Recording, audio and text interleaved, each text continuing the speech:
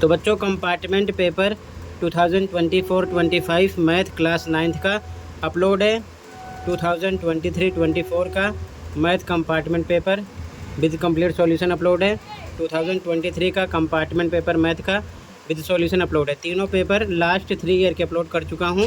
Practice कर लो, काफ़ी question इसमें से सेम मिलेंगे। ठीक है, इस वीडियो में 2025-26 का जो पेपर हुआ था, ठीक है, एनुअल, उसको डिस्कस करेंगे। ध्यान से देख लो, प्रैक्टिस कर लो 2025-26 के मैथ के पेपर को। ठीक है, इसकी प्रैक्टिस के लिए कमेंट को देख लेना, प्लेलिस्ट। एक चीज़ और ध्यान रखना, अगर आपके कंपार्टमेंट से रिलेटेड इनमें से कोई डाउट है तो कमेंट में लिंक मिलेगी, वीडियो देख लेना, डाउट क्लियर कर लेना, पेपर आएगा इजी, पास हो जाओगे। सारी चीज़ें तैयार कर लो, प्लेलिस्ट देख लो, बिना टेंशन के पढ़ाई करो, पास हो जाओगे आराम से। ठीक है, सीधा आ जाओ क्वेश्चन पर। ठीक है, तो बच्चों यहाँ से इस पेपर के सॉल्यूशन को स्टार्ट कर रहे हैं। ध्यान से देख लो, complete paper with complete solution, अच्छे से प्रैक्टिस कर लो, आराम से पास हो जाओगे, टेंशन लेने की ज़रूरत नहीं है। जितना मैंने बता दिया सारी चीज़ें तैयार कर लो, आपको प्लेलिस्ट में लिंक मिलेगी, देख लो। ओके, पहला क्वेश्चन था, यहाँ पर हमको मान ज्ञात करना था। ठीक है, हमें वैल्यू बताना था, तो इसका निकालना था एलसीएम। √5 इंटू रूट में 45 है, तो एक साथ मल्टीप्लाई करो, तो रूट में 5 इंटू इसका एलसीएम निकालोगे तो आएगा 3 इंटू 3 इंटू 5। जब इसको सॉल्व करोगे तो यहाँ पर 3 का भी पेयर है और 5 का भी पेयर है, तो एक बार 3 निकलता है, एक बार 5, आता आंसर 15। लेकिन ऐसा यहाँ पर कोई ऑप्शन नहीं है, 15 रूट में है, तो कुछ नहीं करना था, रूट में ही सारा नंबर मल्टीप्लाई कर लेते, आ जाता 2 2 5। ठीक है, पेयर नहीं निकालना था, तो डी करेक्ट हो जाता फर्स्ट में। ठीक है, इस प्रकार से। ठीक है, हमें पहले स्टेप पर ही रुक जाना था, यहाँ पर ही। ठीक है, आगे देखो, अगला क्वेश्चन यहाँ पर y² का गुणांक बताना था। ठीक है, कोफिशिएंट बताना था। ठीक है, तो इसको जब आप सोल्व करते तो ये y² होता प्लस यहाँ पर a माइनस बी का होल स्क्वायर लगा देते, तो होता a का स्क्वायर यानी कि 1 का स्क्वायर प्लस b का स्क्वायर यानी y का square minus 2ab, 2 into 1 into Y plus 2y same लिखा, y² सेम रहता प्लस 1 का स्क्वायर 1 आता प्लस y² सेम माइनस 2 1 जा 2y प्लस 2y हो जाता। ठीक है, 2y से 2y कट गया, y² प्लस होता 2y² प्लस 1 आता। ठीक है, तो y² का कोफिशिएंट बताना था, तो y के साथ 2 है, तो 2 आंसर आ जाता। ठीक है, यहाँ पर आपका सी करेक्ट था। अगला क्वेश्चन, यहाँ पर कौन सा हल है इस इक्वेशन का। ठीक है, सॉल्यूशन बताना था, लीनियर इक्वेशन का सॉल्यूशन कौन सा है, तो यहाँ पर ये x होगा, ये y होगा, इसकी वैल्यू रखते हैं 3x minus 2y equal to 6। 3 पर 3 इंटू x पर 0 माइनस 2 इंटू y पर माइनस 3 इक्वल टू 6। ये 0 हो गया, माइनस माइनस प्लस 2 3 जा 6 इक्वल टू 6, तो 0 प्लस 6 6 इक्वल टू 6, ये यहाँ पर सॉल्यूशन हो जाता है डी। ठीक है, बाकी तीनों में ऐसा नहीं होता, दोनों side left hand side right hand side equal नहीं आती, केवल डी में ऐसा होता, तो डी करेक्ट है यहाँ पर आपका। ठीक है, अगला, यूक्लिड की ज्यामिति में निम्नलिखित में से किसे परिभाषा के रूप में लिया गया है, तो यहाँ पर आपका सी करेक्ट है। एक सीधी रेखा ऐसी रेखा है जो स्वयं पर बिंदुओं के साथ सपाट रूप से स्थित होती है। ठीक है, बाकी कमेंट सेक्शन में बताना कि यहाँ पर आपने क्वेश्चन नंबर 4 में कौन सा करेक्ट किया है। ठीक है, तो यहाँ पर आपका सी करेक्ट है क्वेश्चन नंबर 4 में। ठीक है, आगे, यदि दो रेखाएं प्रतिच्छेद करती हैं तो कोणों के वे युग्म जो सदैव बराबर होते हैं वे हैं, तो इस प्रकार से प्रतिच्छेद करेंगी तो ये वर्टिकली अपोजिट एंगल बनता है, इधर भी इधर भी। ठीक है, सी करेक्ट था यहाँ पर भी, आपका 5th में सी करेक्ट था। ठीक है, आगे देखो, कहीं पर कोई डाउट होगा बताना। आगे देखो ध्यान से बच्चों। ठीक है, कहीं पर कोई डाउट होगा बताना। यहाँ पर क्वेश्चन 6 में ए का मान बताना था। ठीक है, एंगल ए फाइंड आउट करना था, तो यहाँ पर देखो ध्यान से, यहाँ पर अगर हम एक ट्रायंगल ड्रॉ करें, ट्रायंगल ड्रॉ करो। ठीक है, ए बी सी, तो A B equal B C है, ए बी ये वाला बी सी इक्वल है, ठीक है, और बी ये वाला 80 है, ठीक है। तो हमसे एंगल ए पूछा, ये बराबर भुजा के सम्मुख कोण इक्वल होते हैं, अगर ये एक्स होगा तो ये भी एक्स होगा। असेसमेंट का क्वेश्चन है, तो होता है एक्स प्लस कितना 80 इक्वल टू 180 के, तो X 2x equal to 180 minus 80, 2x equal to 100, तो x इक्वल टू 100 अपॉन में 2 कितना आता डिवाइड करने पर 50। तो यहाँ पर आपका बी करेक्ट था, ठीक है। दोनों ए भी और सी भी, अगर सी पूछता तब भी इक्वल आता, ठीक है। बी करेक्ट है 50, ठीक है। अगला क्वेश्चन, एक चतुर्भुज जिसमें विकर्ण असमान हो और एक दूसरे को 90 डिग्री पर परस्पर समद्विभाजित करते हो, वह कौन सा चतुर्भुज है? तो सम चतुर्भुज होगा, ठीक है। यहाँ पर सी करेक्ट हो जाएगा, रोम्बस।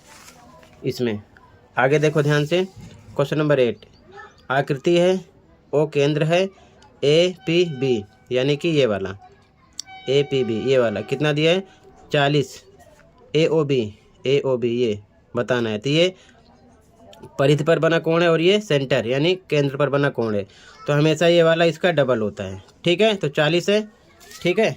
यहाँ पर एंगल ए पी बी 40 है, एंगल ए ओ बी निकालना है, इसलिए angle A O B equal हो जाएगा 2 into angle A P B, तो 2 गुणे 40 80, क्योंकि जो सरकम्फरेंस है इस पर बना हुआ एंगल सेंटर वाले के जो सेंटर पर बना होता है वो इसका डबल होता है, तो ओ डबल होगा पी का, ठीक है। क्योंकि ये सरकम्फरेंस पर ये सेंटर पर, तो सेंटर वाला डबल होगा।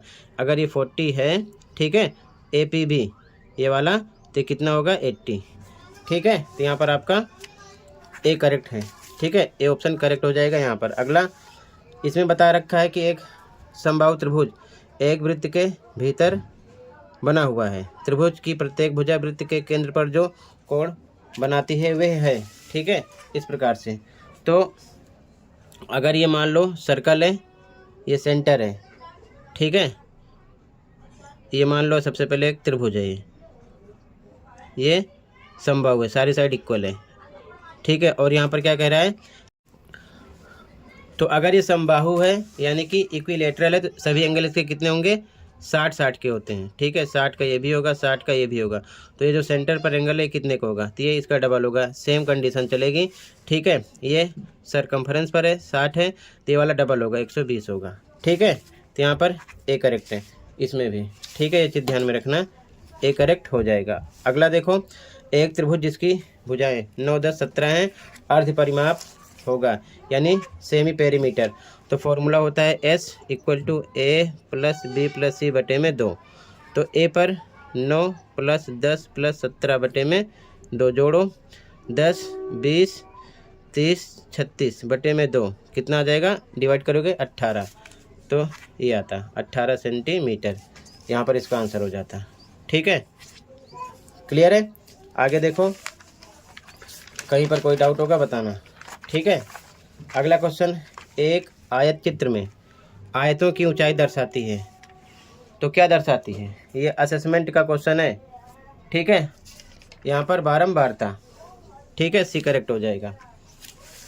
आयत चित्र फ्रीक्वेंसीज, ठीक है, हिस्टोग्राम के लिए। अगला क्वेश्चन है, एक समांतर चतुर्भुज पी क्यू आर एस में यदि एंगल पी इतना है, एंगल क्यू इतना है, तो एस का मान, ठीक है, अगर मान लो इस प्रकार से ये पी क्यू आर एस है, तो यहाँ पर देखो पी कितना है, ये 3/-4 और क्यू ये कितना है 5y + 8, तो दोनों एडजेसेंट एंगल होंगे यानी कि आसन्न कोण, इनको ऐड करेंगे 180 के होगा, तो यहाँ पर हम लिखेंगे 3y - 4 प्लस क्यू का मान है 5y + 8 इक्वल टू 180 के होगा। रीजन लिख सकते थे 3y 5y 8y minus plus minus, तो प्लस 8 में से 4 जाएगा 4 इक्वल टू 180 के, तो 8 Y equal to 180 plus 4 minus 4 हो जाएगा, तो 8 Y equal to 176, Y equal to 176 upon में 8 डिवाइड करो, 2 जा 16, 116, 2 जा 16, वाई आ गया 22। हमसे पूछा गया है कि एंगल एस, तो ध्यान से देखो, जो एंगल पी होगा आपका, ठीक है, P Q R S, P Q ये आर होगा, ये एस होगा, सही से बनाओ, ठीक है, P Q R S line से, ठीक है, या फिर ऐसे बना सकते थे, ठीक है, P Q R S line से। तो जो क्यू एंगल होगा वो किसके इक्वल होगा, एस के, क्यू वाला एस के इक्वल होगा, ठीक है, लाइन से। तो एंगल क्यू कितना है देखो, 5y + 8 गिवन है, तो 5y + 8 पर वैल्यू रखेंगे एंगल क्यू के लिए, क्योंकि ये इक्वल होगा एक्स के, 5 पर 5 इंटू वाई पर 22 + 8, ये आ जाएगा 110 + 8 इक्वल टू 118। तो यहाँ पर आपका बी ऑप्शन करेक्ट है, ठीक है।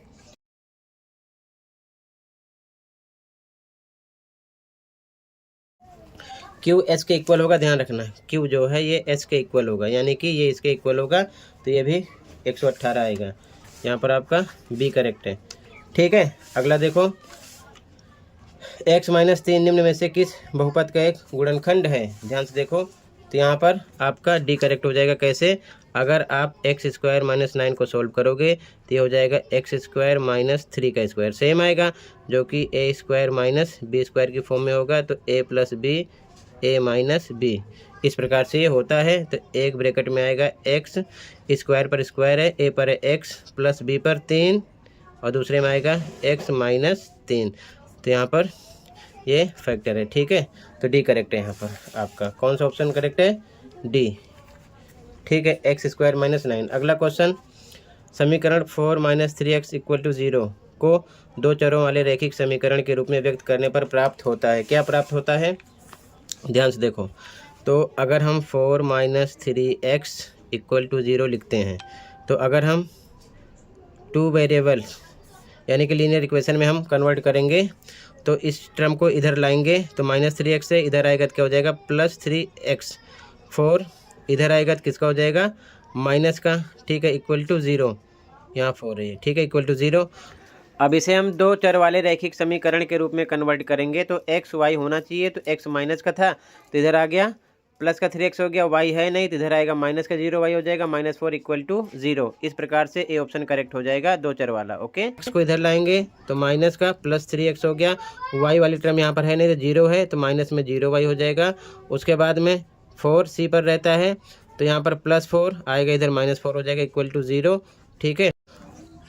तो यहाँ पर आपका ऑप्शन ए हो जाएगा। अगला क्वेश्चन देखो, ज्यामिति में संबंधित विशिष्ट कल्पनाओं के लिए यूक्लिड ने जिस शब्द का प्रयोग किया वह है, तो अभिधारणाएं, ठीक है, बी करेक्ट है यहाँ पर, ठीक है, पोस्टुलेट्स, ठीक है, बी करेक्ट है। अगला देखो ध्यान से, वह कोण जो अपने संपूरक का 5वां भाग है, ठीक है, यानी the angle that is 1/5 of its supplement is, तो अगर हमने लेट किया, लेट एंगल कितना है हमारा, एक्स है, ठीक है, तो सप्लीमेंट एंगल क्या हो जाएगा, 180 का होता है, ये इसमें माइनस हो जाएगा, ठीक है, 180 - x, यानी दो जब आप संपूरक कोण ऐड करते हो तो दोनों को मिलाकर 180 वैल्यू निकलती है।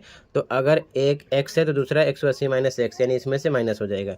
अब अकॉर्डिंग टू क्वेश्चन अगर हम सोल्व करेंगे प्रश्नानुसार, तो अकॉर्डिंग टू क्वेश्चन जब सोल्व करोगे तो x इक्वल होगा, ये सप्लीमेंट एंगल है 180 - x, तो इसका कह रहा है कि 1/5 ऑफ इट्स सप्लीमेंट, 1/5 है, 1/5 है। अब इसको सोल्व करोगे तो बाई 1 लगा के क्रॉस मल्टीप्लाई करो, आ जाएगा 5x इक्वल टू, इधर आ जाएगा 180 - x, x इधर लाओ, 5x माइनस का प्लस का हो जाएगा, x इक्वल टू 180, तो 5x में 1x प्लस होगा, 6x इक्वल टू 180 के होगा, तो x इक्वल टू 180 अपॉन में 6 कितना आ जाएगा, 30, ठीक है। तो यहाँ पर आपका डी करेक्ट हो जाएगा, तो यहाँ पर आपका डी करेक्ट हो जाएगा 30, ठीक है। आगे देखो ध्यान से, क्वेश्चन नंबर 16 देखो ध्यान से, यहाँ पर इसमें हमें बताना कौन सा कथन सही है, ठीक है। क्वेश्चन देख लो, तो सबसे पहले हम एक ट्रायंगल बना लेते हैं, इसका नाम है ABC, ABC। दूसरा बना लेते हैं, A पर है Q, तो A पर Q, उसके बाद में R, B पर R है R, C पर P है P। ठीक है, सबसे पहले देखो यहाँ पर दिया AB 7 है, AB 7 है, तो स्टार्टिंग से बीच में QR 7 होगा, यानी AB जब ये 7 है तो इसी साइड वाला ये 7 होगा। ठीक है, QR इसमें है और इसमें है, बाकी किसी में नहीं है, तो ये दोनों रॉन्ग हो गए। ठीक है, ये हो गया, अभी 2 हैं। अगला देखो एंगल B 70 है, एंगल B ये वाला 70 है, तो ये भी कितना होगा 70 होगा। ठीक है, 70 होगा। तो यहाँ पर बताया गया है 70 एंगल B 70, एंगल B का हिसाब किताब नहीं है, चलो ठीक है कोई नहीं। एंगल P की बात कर रहे हैं सब में, ठीक है, और C की, तो P कितना होगा, तो ध्यान से देखो P C के इक्वल होगा। ठीक है, तो कोई सा भी एंगल यहाँ पर देख सकते हो। इसमें Q भी पता है आपको 60 है, Q है 60, A कितना होगा 60, तो 60 और 70 ऐड करो कितना हो गया 130। त्रिभुज के तीनों कोणों के योग होता है 180, तो 180 में से 130 माइनस कर दो, कितना आ जाएगा 50। ठीक है, तो ये कितना निकलेगा 50, P C के इक्वल होगा। तो यहाँ पर कौन सा सही हो जाएगा, P 50 आ गया। ठीक है, ये सही है। ठीक है, और यहाँ पर C 70 दे रखे हैं, 70 तो आएगा नहीं क्योंकि 50 ये भी है, तो ये भी कितना आएगा 50, तो यहाँ पर A करेक्ट हो जाएगा। ठीक है, आगे देखो ध्यान से, इसे सॉल्व करना है y के लिए। ठीक है, तो ये 27 की पावर y है इक्वल टू 9 डिवाइड है 3 की पावर y, तो इसको लिख सकते हैं 3 की पावर 3 और ब्रैकेट में फिर y। ठीक है, इसको लिख सकते हैं 3 स्क्वायर फिर 3 की पावर y, तो ये हो जाएगा 3 की पावर 3y इक्वल टू, ये बेस यहाँ पर सेम है, डिवाइड है तो पावर माइनस हो जाएगी, 3 की पावर 2 माइनस y, बेस दोनों का सेम है तो पावर भी इक्वल होगी। 3y इक्वल निकलेगा किसके, 2 माइनस y के, y इधर लाओ तो 3y minus y plus y हो जाएगा बराबर 2 के। ठीक है, तो 3 में एक y मिलाओ 4y हो जाएगा बराबर 2 के, तो y बराबर आएगा 2 बटे में 4, सॉल्ट करो 1 बटे में 2, 2 एकम 2, 2 दूना 4, 1 बटे 2 आंसर आ जाएगा, C करेक्ट है यहाँ पर। ठीक है, यहाँ पर आपका C करेक्ट है। अगला यहाँ पर देखो एक चक्रीय चतुर्भुज है, साइक्लिक क्वाड्रिलेटरल है, एंगल AC की वैल्यू पता है, C बताना है। ठीक है, ध्यान से देखो, तो अगर ये चक्रीय चतुर्भुज है तो ध्यान से देखो यहाँ पर ये दोनों एंगल हम प्लस करेंगे तो वो होगा 180 के। ठीक है, तो एंगल A क्या रखेंगे 2x minus 15 plus angle B की वैल्यू, एंगल C की वैल्यू कितनी है 3x माइनस 5 इक्वल टू 180 के होगा। 2x 3x मिलाओ 5x minus minus plus 15 5 20 equal to 180 के, तो 5x बराबर 180, ये प्लस में हो जाएगा 20। ठीक है, तो x बराबर 200 बटे में 5 डिवाइड करोगे तो आएगा कितना 40। ठीक है, तो हमसे एंगल C पूछे हैं, तो एंगल A ये है, एंगल C ये है, तो एंगल C, इसलिए एंगल C निकालेंगे तो इसकी वैल्यू 3x माइनस 5 में पुट करेंगे, 3 पे 3, x की वैल्यू 40 माइनस 5, ये आ जाएगा 120 माइनस 5, माइनस करने पर 115 आएगा। ठीक है, C करेक्ट हो जाएगा यहाँ पर। अगर मान लो A पूछते तो यहाँ पर इसकी वैल्यू हम रखते हैं x की। ठीक है, यहाँ पर C करेक्ट है। क्लियर है, आगे देखो कहीं पर डाउट होगा बताना। अब असर्शन रीजन वाला क्वेश्चन है। ठीक है, असर्शन रीजन वाला, तो यहाँ पर देखो ध्यान से, 3y की घात 50 एक पदी है जिसकी घात 1 है, क्योंकि इसमें केवल एक ही चर है। अब बताओ ये एक पदी है, ठीक है, लेकिन जिसकी घात 1 है, घात कितनी है, घात यहाँ पर 50 है। ठीक है, कितनी है, घात 50 है। तो यहाँ पर देखो, यहाँ पर मेंशन किया गया है कि अभिकथन A असत्य है, क्योंकि साफ साफ यहाँ पर गलत बताया जा रहा है, इसकी घात 1 नहीं है 50 है, तो ये गलत है, तो ये मत पढ़ो, डायरेक्ट आप D लगा दो इसमें। क्यों, क्योंकि एक ही ऑप्शन ऐसा है जिसमें यहाँ पर अभिकथन A असत्य होता है। ठीक है, D, assertion A is false, reason पढ़ो मत, डायरेक्ट D लगा दो। ठीक है, तो यहाँ पर D हो गया। अगला देखो, अभिकथन 5, 6 से होकर गुजरने वाली रेखाओं की अनंत संख्या बिल्कुल सही है, अनंत संख्याएं हैं। 2 चरों वाले रैखिक समीकरण के अनंत हल होते हैं, ये भी सही है। और यही रीज़न है कि 5 और 6 से भी होकर गुजरने वाली संख्याओं की अनंत संख्या होती है। तो जो तर्क है अभिकथन की व्याख्या कर रहा है यहाँ पर, तो इसलिए यहाँ पर ए लगाएंगे। ठीक है, क्या लगाएंगे हम? ए। ठीक है, क्योंकि दोनों अभिकथन ए और तर्क आर सत्य हैं। तर्क आर अभिकथन ए की सही व्याख्या कर रहे हैं, यानी स्पष्टीकरण है। Both assertion A and reason are true and reason R is the correct explanation of assertion A. तो बच्चों इसके आगे आप सबसे पहले कंप्लीट क्वेश्चन पेपर को देख लो, फिर कंप्लीट पेपर के आंसर की इसी वीडियो में डिस्कस करेंगे। ठीक है, ध्यान से देखकर आप प्रैक्टिस कर सकते हो। तो सबसे पहले क्वेश्चन देख लो, ठीक है, ध्यान से। और जितना मैंने बता दिया सारी चीज़ें तैयार कर लेना, P/Q की फॉर्म में कन्वर्ट करने के लिए ज़रूर आएगा क्वेश्चन। ठीक है, अगर आपको पढ़ना है तो प्लेलिस्ट देख लो, सभी चैप्टर की रिवीजन वर्कशीट देख लो, उसमें से काफ़ी क्वेश्चन होते हैं, उससे बाहर क्वेश्चन नहीं बनते। ऑल चैप्टर आपको मिल जाएंगे, प्लेलिस्ट देख लेना। ओके, ध्यान से क्वेश्चन को देख लो। ठीक है, फिर अभी सॉल्यूशन देखकर प्रैक्टिस कर लेना, मेहनत करो, पास हो जाओगे, किसी कहने में आने की ज़रूरत नहीं है। ठीक है, डराने वाले बहुत मिलते हैं, डरने की ज़रूरत नहीं है। मैंने लास्ट 3 ईयर के पेपर आपको विद सॉल्यूशन प्रोवाइड कर दिया कंपार्टमेंट का, खुद ही देख सकते हो पेपर कैसा आता है, किसी के कहने में आने की ज़रूरत नहीं है। ठीक है, तो टोटल ये पेपर कंप्लीट हुआ। अब ध्यान से देख लो कंप्लीट पेपर का सॉल्यूशन। ठीक है, ध्यान से देखो सॉल्यूशन को। तो बच्चों यहाँ से आंसर स्टार्ट हो रहा है इस पेपर का, ध्यान से देखो। सेक्शन ए यहाँ से स्टार्ट है, जैसे कि फर्स्ट में डी सही था, सेकंड में सी, थर्ड में डी, फोर्थ में सी। इसी प्रकार एमसीक्यू क्वेश्चन के डायरेक्ट आंसर हैं, सॉल्यूशन नहीं है, बट मैंने आपको समझा दिया। ठीक है, कि आंसर कैसे आ रहे हैं। ठीक है, सेक्शन बी से देखो, क्वेश्चन नंबर 21 से सॉल्यूशन देखो, यहाँ तक हो गया था 20 तक। ठीक है, सेक्शन बी यहाँ से स्टार्ट है, आंसर नंबर 21 में एक आंसर है ये। ठीक है, ध्यान से देखो, इसके बाद में ये और का आंसर है, 21 में बी का आंसर है। ठीक है, आगे देखो, आंसर नंबर 22। ठीक है, आंसर नंबर 23 में एक आंसर है, फर्स्ट सेकंड, और का आंसर है बी का 23 में। ठीक है, आंसर नंबर 24। ठीक है, ये आंसर नंबर 24 है। आंसर नंबर 25 यहाँ पर आपको खुद बनाना था, बनाकर नहीं बताया गया। ठीक है, आंसर नंबर 26 ऐसा क्वेश्चन आपको ज़रूर मिलेगा P/Q की फॉर्म में लिखने के लिए, प्रैक्टिस कर लेना। और √3, √2 इन सबको नंबर लाइन पर शो करने के लिए आएगा, ध्यान रखना। 27 आंसर है ये। ठीक है, सारी चीज़ें मिल जाएंगी, प्लेलिस्ट आप देख लेना। आंसर नंबर 28 में एक आंसर है।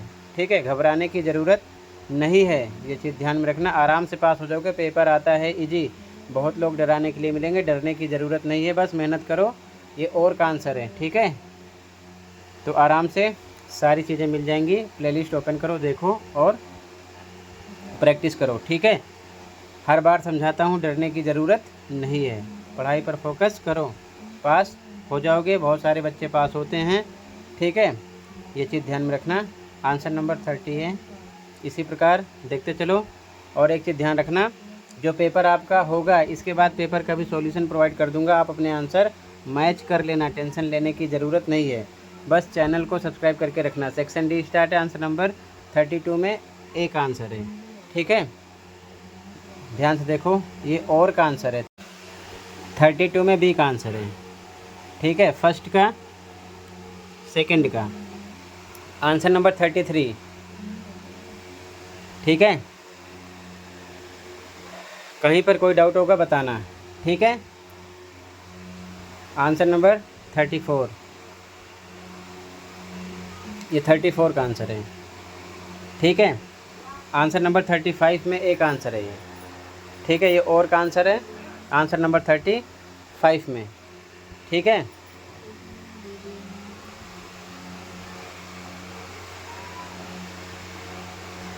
ध्यान से देखते चलो, सेक्शन ही स्टार्ट हुआ। आंसर नंबर 36 में फर्स्ट का आंसर, सेकंड का आंसर, थर्ड का आंसर, ये और का आंसर है। 36 में बी का आंसर। आंसर नंबर 37 में फर्स्ट सेकंड थर्ड का आंसर, ये और का आंसर है। टोटल ये answer number 38 first second third का आंसर और ये और का आंसर कंप्लीट हुआ। ओके।